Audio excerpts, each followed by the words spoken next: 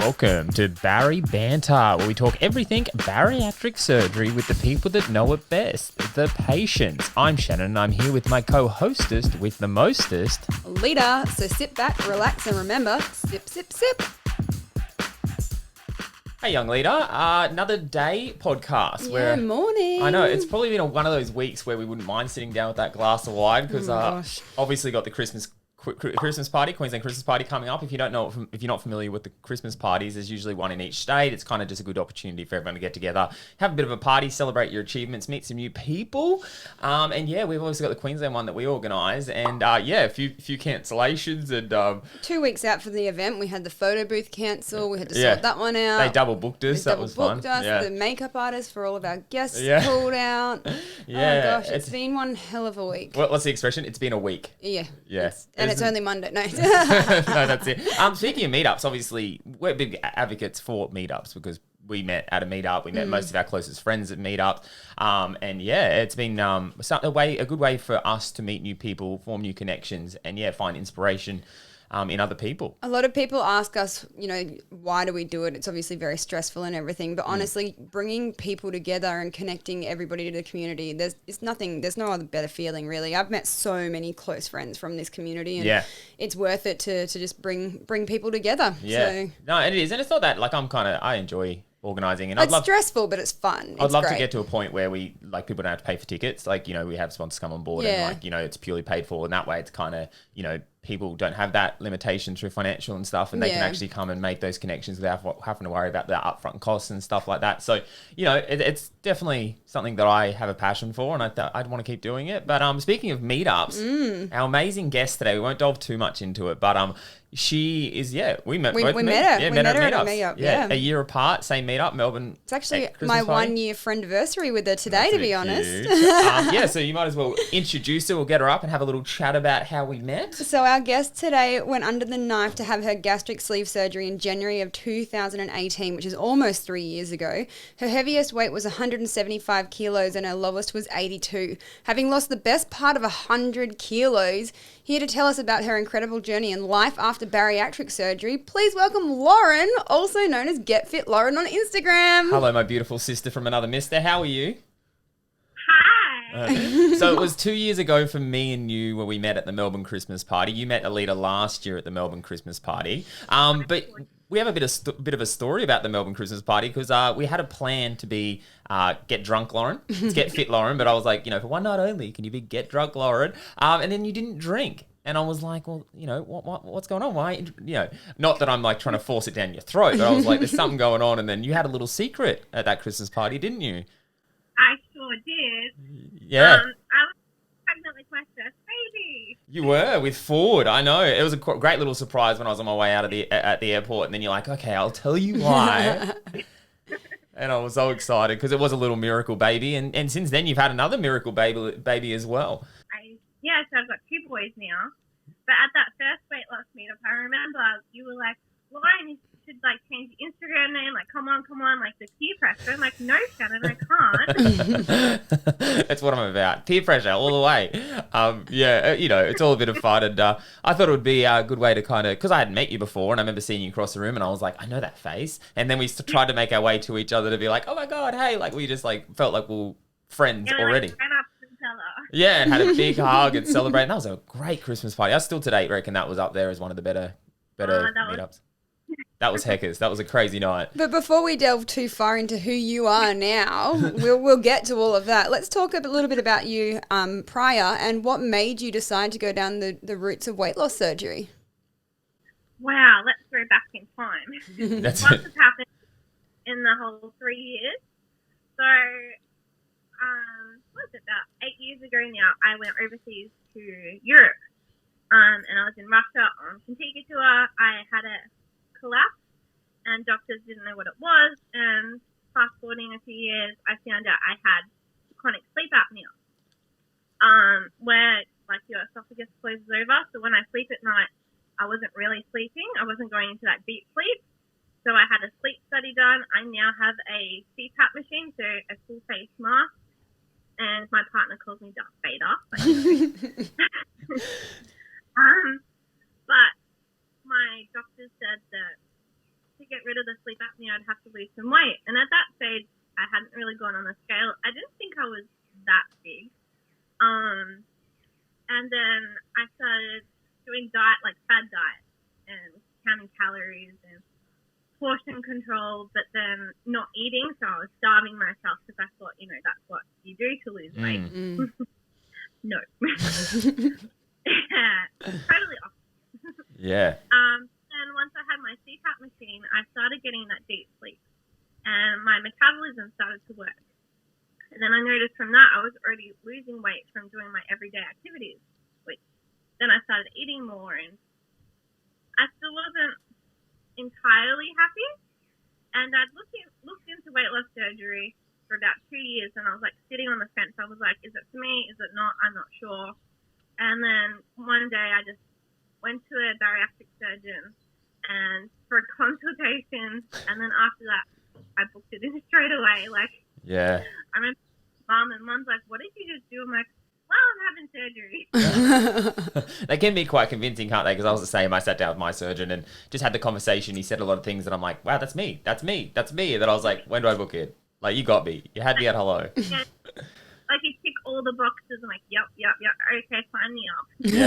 Yeah, it was. I didn't realize that I knew that you had sleep apnea, but I didn't realize that it was that bad that you actually passed out when you were overseas and all that. That's quite hectic. Yeah. That was a bit scary, especially by myself as well. I had no friends or family with me. And, yeah. So that's like lack of sleep. So you would be because your body's so exhausted, that's what brought it on? Yeah, definitely. I just collapsed, and I still remember, being lifted out of the hotel room, on a tarp. Like a beach whale, literally. By all these, medical people, and I went to 4 different Russian hospitals which didn't speak English, so it was really hard for me. Wow. And yes, they still had vodka in the hospital room. As a pain reliever, isn't it, over there? They have, pain reliever vodka. The bittersweet to the story, I actually got first class home with my travel insurance, which was good. Wow, good insurance company. But since weight loss surgery, it was really hard at the very start, trying to find the support. I didn't know anyone that had it before, personally. I signed myself up and I was like, what did I just do? I don't know anyone, the pros and to it kind of thing. Yeah, is that where you kind of discovered the social media side of things? You kind of put yourself out there and tried to find people to connect with to understand it better? Yeah, definitely. And because of my surgeon, he had to have private health. So I had 10 months before my surgery. So I thought that was a better idea so that I could get my mind wrapped around what I was actually getting myself into rather than going straight into the deep end. Yeah. So, you have surgery tomorrow kind of thing. I mentally prepared myself. So before I went on the pre-op diet, I lost 30 kilos without bariatric surgery. Yeah. Where I literally drank water. I had my 6 meals a day. I did exercise each day, even if it was just walking, or I did my home workout video, which I'm sure everyone has seen. Yeah, we'll definitely go into that a little bit later because, you had that one video that just went super cray-cray and we want to delve into the whole social media side of things. Do you have any fears going to surgery? The fears were I don't know what I'm going to be on the other side. Everybody is different weight loss surgery-wise, so no one's the same. And I just wasn't sure how I was going to cope with my sleep apnea and how that will better because, doctors say things and, has you it, never know. Has it helped? Has it helped your sleep apnea? Do you feel or are you still on the machines, obviously? So I'm still on the machine because of pregnancy and I need sleep. Yeah. Preach.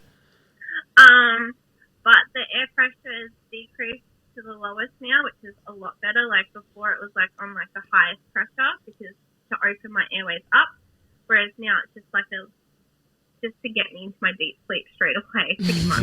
It's kind of like sleeping tablets, but a different form, pretty much. Just make sure you get that quality sleep because you're I'm going to have 4 hours and I need them to be good. No, you're so much better after it too. Yeah, so obviously your physical transformation has been incredible. It's an accomplishment to say the least. But I feel like your biggest accomplishment to date probably would have been your 2 little ones, your 2 little men. You've got Ford, which is a 1.5 years old now, and you've also got Aston, who is 3.5 months now. Was this part of the original plan? No. No? They were planned at all. It just happened because I had doctors say that I could never have kids. Well, I did. I had two. Wow. Very, very close together. Wow, you didn't just prove them wrong once, you proved them wrong twice. Why did they say you couldn't have children? They just said because of my sleep apnea and I was morbidly obese and my chances were very, very slim. I got tested for polycystic ovary syndrome, which I don't have. I just could never have kids. And Lee was okay with that. So Lee and I have been together nearly 7 years. Oh my gosh. But yeah, having two baby boys in a very short time, so they're 13 months apart. Yeah. It's been a miracle. Yeah. Boys miracle. You've definitely adapted. Like, you've taken the mama role very well. Like, you've just become a mum. I can't imagine you not being a mum. Yeah. Yeah. Yeah. So as you said, you've been with Lee for 7 years. Having, obviously this whole journey and having the babies and different things like that, have you found that the dynamic of the relationship's changed? I think it's become more stronger as well. Like, she's seen me at my best and at my worst. She's seen me at my heaviest and my smallest. Like, she's seen me all angles. And I saw this photo before. He's going to hate me. But oh, wow. This was like the first year when we were like together. You're still a glamour. Oh my Look gosh. Look at that hair. A little different. Wow. So for anyone who can't obviously see this, is not watching on YouTube, she just showed an old photo of Lee and herself on, before surgery. And yeah, the transformation's pretty freaking incredible. And I'm sure the life changes, especially when it comes to relationships and stuff, have been huge, monumental. Has he grown as well through this process with you? Like, do you think that the journey that you've gone through, he's also been sort of growing with you and like picking up different habits and all that? Is he just your biggest supporter, or is he actually sort of doing different things with you to encourage you along the way? He's definitely my number one supporter. He'll do anything. Like, he drives me to the meetups and everything like that. Yeah. But I'm the cook in the house, so what I eat, he eats, but bigger portions, obviously, because I can't eat a lot. But he has a bad habit of not eating while at work. But that's okay, because that's just him. And he's happy being him. I don't want to change that. Yep. But we're happy with each other, and we bounce off each other's personalities as well. Yeah. And yeah, he was like, you need to do this Bari Banter, like, you need to get your story out there. I'm like, okay, I'll get there. Yeah. Oh, that's so lovely. Thanks, Talking Lee. about portions, though, when you were saying you cook dinner and everything and he eats larger portions than you're coming up to your 3-year sleeveversary. How have you found that your portions have changed? Like, are they getting slightly larger now, or are you still pretty restricted? So I'm pretty restricted still. I eat about 3 to 5 bites and I am full. And if I eat more than that, I will literally throw up again. Like, my body's just telling me that's where I'm at. I can't overeat anymore. Even 3 years post-op, like, even within pregnancy where your babies, like, encourage you to eat all, like, foods and all the cravings, I still couldn't overeat, and it was hard. Yeah, because I listened to a podcast the other day, and because they were talking about regain and further down the track and different things like that, and they were talking about, like, stretching your sleeve, and they were talking about how some people have like their fibers are more, like they can stretch more. So, some people will have a lot more restriction 3-4 years down the track. Because I find my restriction is obviously not as much as Alita's. Like, if we go out and I'll eat more than she does because my fibers must be able to stretch more. Where obviously you must have very tight fibers and your sleeves kept its form. Because I found that really interesting because I had noticed that, when we eat, like I'll eat a little bit more than you. Some days I have days where I literally look at food and it makes me feel sick. But I definitely can consume more than I did a week or two, or even a year out from surgery. Yeah, I'm the same. Like, I found that my stomach, I wouldn't say that it's stretched, but I can definitely eat a lot more now than what I could at the very beginning of surgery. However, I do find there'll be days where my restriction, I'll be like Lauren and I'll have 4 or 5 bites and I'll be like, I'm done. But then there'll be days where I could literally eat, like, the size of a U-Foods meal or something like that, and it would only just like hit the sides. Yeah. But I think for me, it's got a lot to do with how much sleep I've had, how much water I've drunk, how much exercise I've done the day beforehand. Like, it's not like it's only one thing that plays into the whole scenario. Like, everything that's leading up to your mealtime will sort of decipher how hungry you are, how much you can eat. Well, that's what it is for me anyway. Yeah, I find water's a big one for me. Like some days I can have a lot of water, like a large mouthfuls of water, and then some days I can like have a sip and it just doesn't sit right. Yeah. So that's a real Exercise for me. If I've gone out and done a massive run the day beforehand, that day it's the same, but it's the day beforehand. Like if I've burnt heaps of calories the day before, I'll be able to eat a lot more the day after. But yeah. Lauren, I wanted to ask, weight loss surgery and pregnancy, how did you find it? Wow. Yeah. Well, again, I didn't know anyone that had weight loss surgery and pregnancy. So I was back into that category again, like, what do I do? Yeah. I found it really difficult with sports at the beginning because I was only 7 months post weight loss surgery and then I was pregnant. So learning my body again, going back to the start of like what foods I can eat, what food I can't eat. I found it really hard, and especially when the baby grows, they start to kick your stomach. So every time you eat, the baby will kick the stomach, and then I would throw up. I'm constantly throwing up, by the way. Like, it's not fun. No, it's definitely not. And from a nutritional point of view, were your doctors and everything sort of monitoring you quite closely, especially in your first pregnancy, only being 7 months out from surgery, like just to make sure that you were getting enough nutrients and deficient. vitamins and that sort of thing? Yeah, so with Ford, I was on like weekly visits to my obstetrician. But with Aston, I was having iron transfusions as well. With Ford, I had the B12 injections because of my iron was low. So with pregnancy, you need to have high iron. So I was, closely watched with both pregnancies. My obstetrician was amazing. Yeah, it definitely is adding another dynamic. Did you find you had much morning sickness and different things like that? All the time. Like, both pregnancies were so different. Just like with weight loss surgery with other people, like, it's just so different. So even though they're the same gender, so with Aston, I was throwing up constantly. Like the morning sickness just didn't go away. And I'm like, horrible. So did you, because you obviously you were saying that you've been throwing up like constantly the whole time. How did you combat that with food? Like, were you able to eat much at all, or was it just kind of like you just get like little mouthfuls in when you could, and that was it?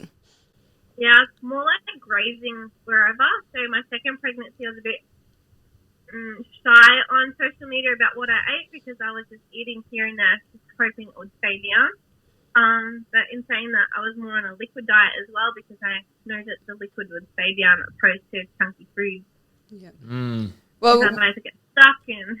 I definitely followed both of your pregnancies quite closely on Instagram and social media, and I can definitely say that I feel like I know your children. Well, I do know Ford, but I feel like I know your children, and it's definitely the process and everything that you went through, and we can definitely say that you are proof that you can have two amazingly healthy and absolutely beautiful children after weight loss surgery. So all those people who are a little bit worried about pregnancy after weight loss surgery, Lauren is proof that it can be done. Yeah, definitely. I think a big point to be made, because I did listen to another podcast once about fertility, and this fertility expert didn't want to say that weight loss surgery would help you get pregnant, but she said losing the weight would make it more possible. And I think Lauren's a clear indicator of that, being told, no, you can't, to having two, not one, but two. Considering as well that you got told that pretty much the only reason why you couldn't have kids was because of sleep apnea and being overweight. So that's just, without saying it's proof in the pudding. It's always it's never gonna hinder you. No. It's definitely gonna help. Well, if you take excessive exercise like a leader, but it's definitely going to help you get to where you want to go. You have been very open and honest on social media. I've scrolled through your Instagram page the last couple of days, just getting a better understanding for things, and it's just like you have shared everything. You've been very open, very honest throughout the whole process. Do you find social media has been a good thing for you? Good and bad, because being so open, you're vulnerable to many, many things. Before I had my babies, I was very motivated, driven. I would go for hikes. I'd be talking on social media like 24/7 and uploading posts and doing that. I did get a lot of haters as well, which not many people talk about. But as I said, I'm very open about it. And I learnt that 1 in 10 people won't like you. Yeah. Which is adds up. Like, then you realise. But getting a lot of hate, it does get you down. And again, Lee was my biggest supporter. He's like, don't worry about it. You just be you. You're the happy, bubbly kind of person. They're just jealous at the end of the day, or they're admiring you but want to pull you down. And like, it was hard because like you're at your best, and then having people put you down, and just bringing back like those high school memories as well. Yeah, and there was a really there was a good post I read on it, and it was called, like, they talked about tall poppy syndrome, and it's like kind of a human thing to, if someone's doing well, it's like people want to cut you down if they can't, get to that level, or be, that's their way of dealing with it. And I definitely, like, I've heard a lot of your stories of negativity and people being, online bullies, and that's what it is. It's bullying. It's online bullying. Like, some of the stuff that I've seen written and different things to you is just kind of like, why bother? Like, making fake accounts and just trolling you pretty much is like, why bother? Why not just scroll on? Is the biggest thing. Obviously with your running video, which if you haven't seen it, I'll probably try and include a link in the bio and different things so you can have a look at it. But you went absolutely viral, and for good reasons, because it was I literally saw it and we just talked about it before and went, you go girl, because it was you on a treadmill, just owning your body, and almost like, it was, you're so proud. You could just tell on that video, you're just like, you know what? I need to do this. This is for me. I don't care what other people think. And the video, for good reasons, went crazy. Did you expect it to happen? And how have you found the process of that video just constantly circulating for the last couple of years? Yeah, like, it's still getting posted now. Like, it's crazy. I now watermark all my images because of that. Yeah. But uploading that, I just did it for fun and just to, inspire people all around the world. I didn't know it was going to go that far, though. Yeah. Because, a week before that, I posted another video. I thought it was fun. I was learning how to do iMovie. I'm like, I don't know technology. I'll try it. I'll add a music video, like a sound clip to it, and see how I go. And, wow, it went viral. Yeah, did you find you got a little bit of, like, negativity back about it? Because, like, for some reason, people like to... you know what you look like. We're not silly. It's the same as people used to make comments to me about, being overweight, and they'll be like, oh, you've been grazing a good paddock and stuff like that. It's kind of like, we know what we look like, but people like to emphasize on it and almost like be like, hey, have you forgotten? Yeah, you know what I mean? Like, rather than being like, you should be so proud of, like, how confident you are and how far you've come. Did you find you got a lot of people, going out of their way to do that kind of stuff? Yeah, like when people shared the video, I would read the comments and people saying, oh, you need to put more clothes on and blah, blah, blah. But they don't realise they're scrolling through Instagram and they'll see this post, they'll click on it and watch that 10 seconds of my life. They don't know my story before that. That's a really good point to make too, though. Like, your video went viral, and yes, it was like a 10, 15-second clip, but these people are just judging you in that 10 to 15 seconds. Like, I bet you 90% of the people wouldn't have gone like, oh, let's click on her account and see what they're all about. They would have just been like, here's a girl running in a crop top on a treadmill, and like instantly judging.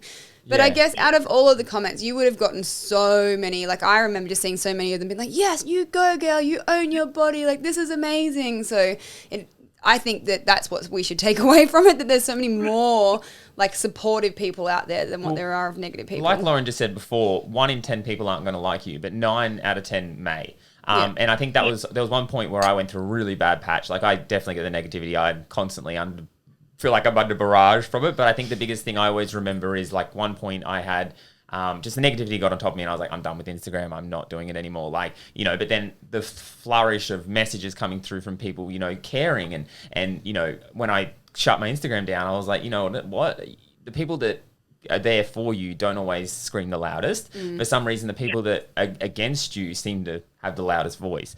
And sometimes it can get on top of you. And unfortunately, it's that it takes that one comment out of the 9 other positive comments to just, it hits home. Like, you'll read all 9 positive comments where it's like, you're amazing, well done, we love you. And then it just takes that one person to be like, you need to put more clothes on. And for some reason, it's that one. And I guess it's probably from where we came from. About to say, like, PTSD. We've come from a place of where we're just so used to having negative people, like negative comments, negative everything. So, like, as amazing as the positive comments are, and I absolutely love them, it only takes one to just trigger you and knock you off your little positivity high horse. Like, yeah, well, because we do this obviously because we want to help, put your story out there to inspire others, but then also to help you stay motivated. Like, I definitely use Instagram as a way to keep myself accountable, because me posting and going off the train, people are going to be like, hey, haven't seen you in a while, what's going on? So it's a good way to stay accountable. But then on the other flip side, yes, it can be your worst enemy.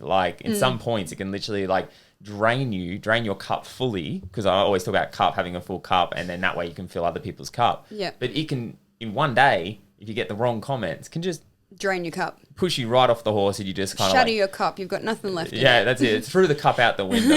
I'm talking about your video, obviously, of running on the treadmill, and that was quite a few years ago, and you've obviously lost a drastic amount of weight since then, had your 2 babies. Loose skin, it's something that comes up quite often, and you did a recent post, and it was you with your tights on, and we'll put a photo up for anybody who hasn't seen it, but your loose skin, it's phenomenal. Is that a weird thing to say, that you've got phenomenal loose skin? Well, it's a sign of the work she's put in, I think. it's wow. Yeah. Yeah, it's crazy, all my loose skin. I know this is really weird, but I like to approach it because it's jiggly. It's not weird. I do the same thing. I play with my loose skin too. It's like a little stress ball. We talked. So you're planning on having it removed, are you? Because I think last time when I saw you in Melbourne, you were planning on having your plastics done, but then miracle number 2 happened and put all of those plans on hold. So are we expecting any more miracles, or are we going down? Well, speaking of that event, I actually had my plastic surgery consultation a week before that meetup, and I didn't know I was pregnant. So I was all set and ready to go, and I just had to pick my date of when I was having my plastics done, and I had to cancel because I'm pregnant. But, yes, plastics is definitely on the cards now. I want the full body makeover. Everything? You're getting everything done? From, boobs to arms to... Oh, not the tuck shop. I like the little wings. Tuck shop wings? I like riding my motorbike and watching it flap in the wind in the tank, because it's really thing, and I can see my loose skin flapping like little wings. Mine claps for me when I run, and I'm like, yes, I'm my own cheer squad. I can clap while I run. So you obviously had your...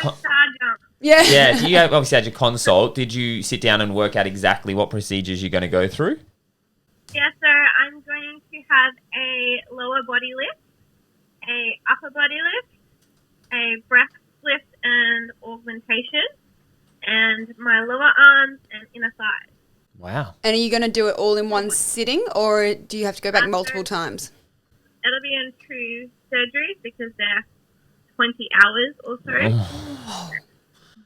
Ouch. Do the surgeons take a break in between? They go, all right, I've been working for 6 hours. I've got to go have a nap and a coffee and then come back? It's a 20-hour operation because I actually go home, have 8 hours sleep, and then come back to work the next day to finish you off while you're still under. So are you separating into top half, bottom half? Is that sort of what the plan is? Yes, it'll be lower body lift and breast, and then upper body lift, arms and legs. And do you have to wait a certain amount of time after breastfeeding, that sort of thing, before you can go in to do that? Well, I've actually stopped breastfeeding now, but I would assume you would have to.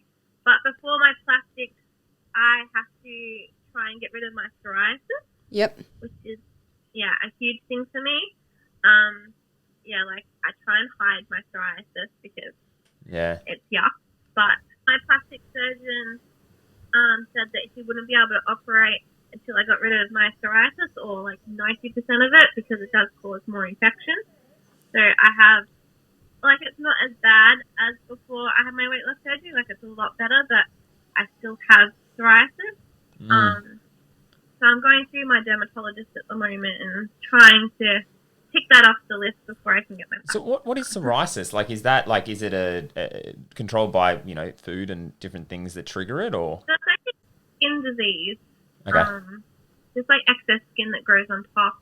Depends on what you eat, and it goes into your immune system.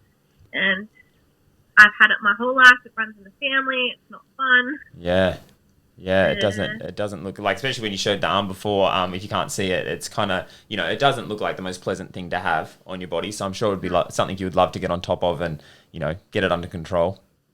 Yeah, it's always there. It gets itchy and Yeah.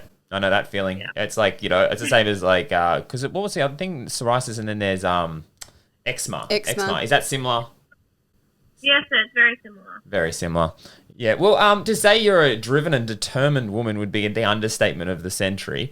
I feel like you've grown so much as a person throughout this. But tell us, if you could go back to Lauren 1 year before surgery, what advice would you give for her to make this process a little bit easier? Just don't give up. Amazing things will happen if you keep it what your goal set, like your mindset at. You'd be amazed at what you're going to achieve. Even though I did take a lot of before photos, I wish I took more so I could see the transformation that I've actually got. Even videos and looking back, and I'm like, oh my God, like I didn't realize how big I was. But having like a year before surgery, like I had that 10 months before I had my weight loss surgery, where I could be in the right mindset, which I thought was very valuable.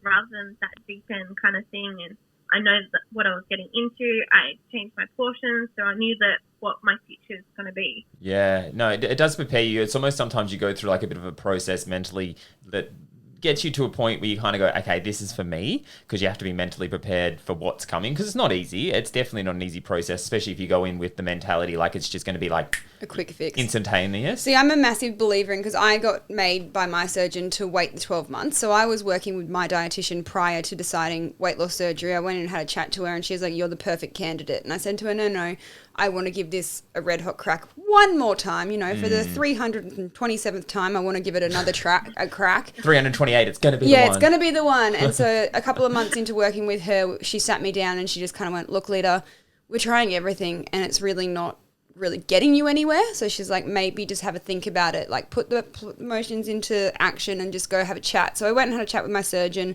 and I walked in and I was like, right, I've got October off. We're doing it this year. I've booked in to have the time off work and blah, blah, blah. And he was like, no, you're not allowed to get your super out. You're too young. I don't want you to do it. Spend the year, get your private health insurance. And I left being like, oh, what a don't say no to me. How can you tell me that? I've thought about this for a whole week. I'm determined. I'm going to do it. But that 12 months, honestly, was a blessing in disguise, because it gave me so much time to mentally prepare. Like I researched so much. I connected with people who had the surgery. I worked with my dietitian, and as much as 12 months seems like an extremely long time, it goes so quickly. And honestly, for me personally, it was the best thing that could have happened to me, because it's not a quick, easy decision to make. And I think that if you spend the time actually thinking about it, you learn more about yourself before going into it. Yeah, because do you feel like anything took you by surprise through the early stages? The first few weeks, I was like, why did I do this? It was full regret of having the surgery. But in my pre-op, I actually did my first weight loss meetup. So I actually met people before, and I was like, how is it? Because I didn't know anyone, so at least I could meet face to face. But yeah, the week after, I was like, what have I done? I think coming back to the meetup side of things, and that's why we talked about it earlier on. It's different having people that you follow online to knowing them in real life. I know there's, certain people that I follow quite closely, because I feel because I've met them in real life, it's the bond is a little bit thicker. And you kind of get to, not see the highlight reel, because, Instagram can be sometimes a highlight reel. Yours, on the other hand, I just feel like you share everything, everything. But, meeting you in real life, it kind of, I definitely feel like it bonded me a little bit more to you. Just having that real conversation with you and just knowing you on a different level, I think it definitely makes it a little bit more easy to understand the whole process from a different... But it also brings it into reality too, though. You're not just a person on a screen just saying words. You're an actual physical person that you can relate to, and you'll just go, wow, I actually know this person now, and I can kind of feel what they're saying better now. And it's just it's relief. It's almost a relief that you see somebody in real life and you go, oh, wow, they actually are what they're talking about. Yeah, because I think with Lauren as well, and with others, you understand,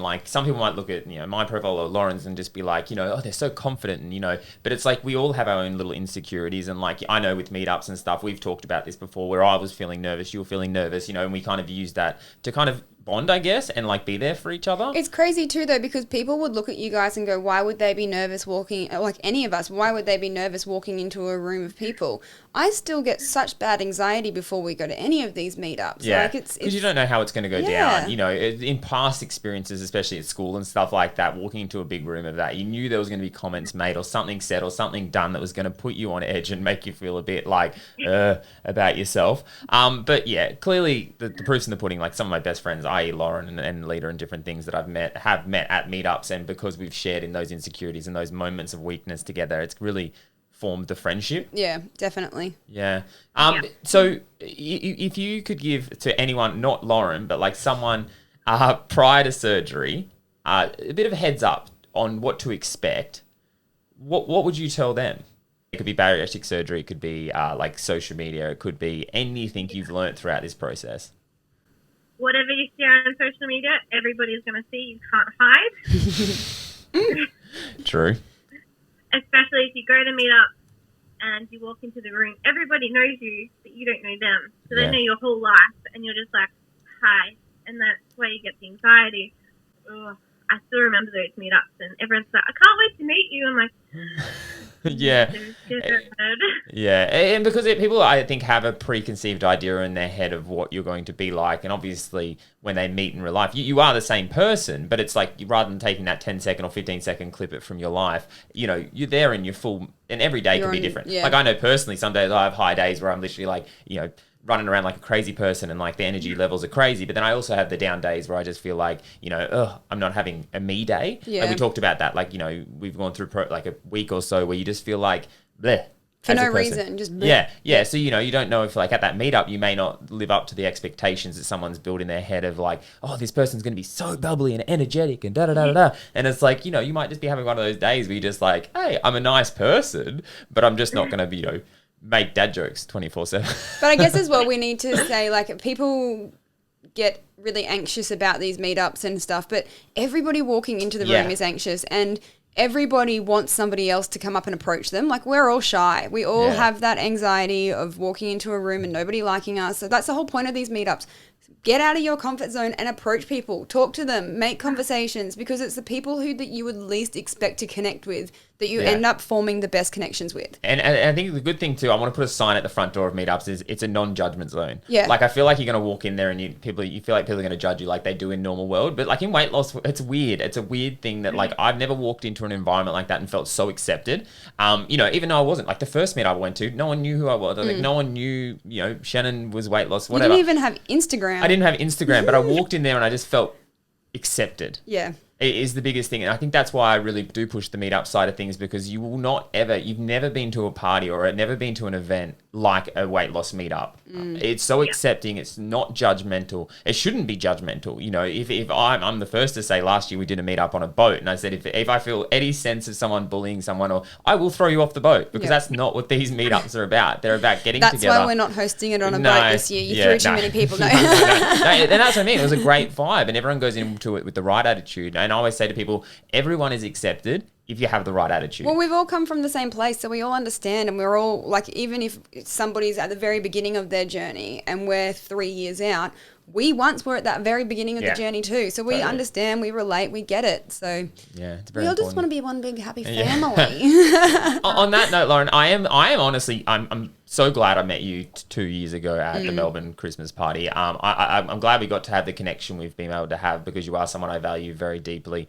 And to have you on the podcast, I know it's probably not the most comfortable thing for you to be able to do, to be able to sit down on a podcast and just talk.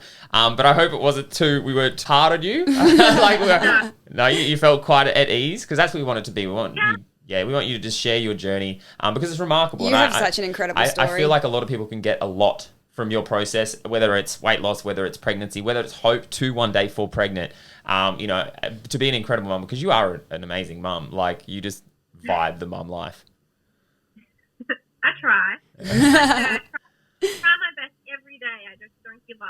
Yeah, I think that's such it really shows with you too. Yeah. Like, you are like such a can-do attitude, and that's what I love. Because it hasn't been an easy process for you. Like, you've definitely had your ups and your downs, and like the roller coaster is an understatement. It's almost like to the universe and back, like a kind of roller coaster.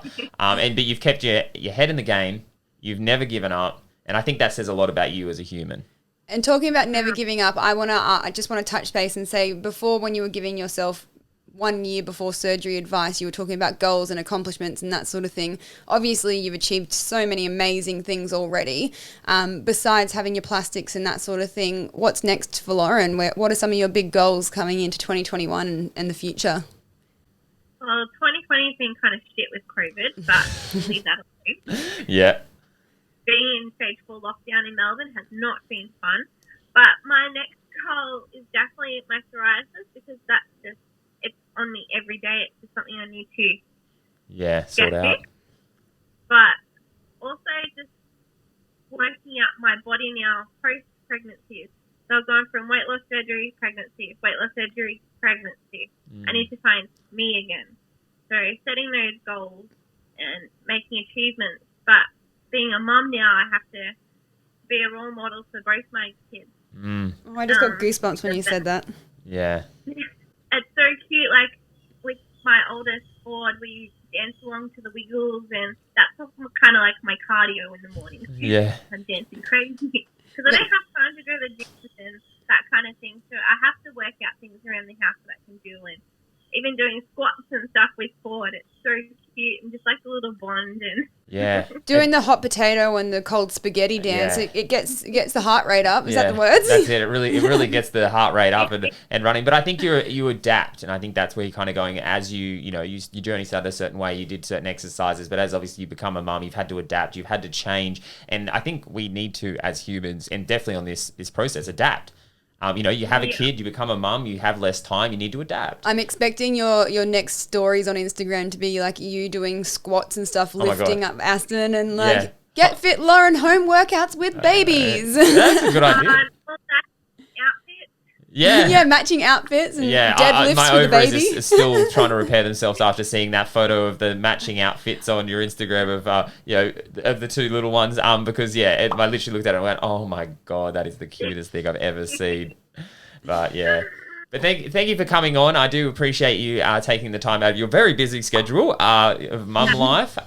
And you're an incredible mum, incredible person, very inspiring person. And thank you. And happy friendiversary to the two of us. You have been such an amazing inspiration to me throughout my process. And honestly, I don't think that I would be where I would be if I couldn't have my DMs with you and my little girl chat. So I appreciate you so much. So That's all right. And right back to both my brother from another mister. No, what is it? Brother from another mother and sister from another mister. See, back to front. But like you two are like my insta family. Yeah. And I wish I was closer so I can actually give you a hug, but a virtual hug will have to do. The time will come, Lauren. The time will come. thank you so much for coming on Bari Banter. Why, yes, that is another episode of Bari Banter in the books. We hope you got a little something from that one. Head on over to Facebook or Instagram and check us out, or go to baribanter.com where you can watch past episodes, give us feedback, and let us know who you want to hear from next. We love you all, and as always, please stay beautiful.